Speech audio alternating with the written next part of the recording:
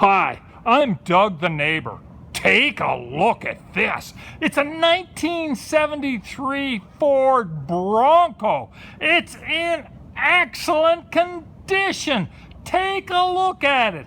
The owner provided new fender flares for it, aftermarket wheels and rims. It's in absolutely perfect condition. He put in a new engine that's only got 6,800 miles on it. And guess what? It's called Big Brownie, and he and his wife eloped with this 1973 Ford Bronco. Wouldn't you like to drive this Bronco?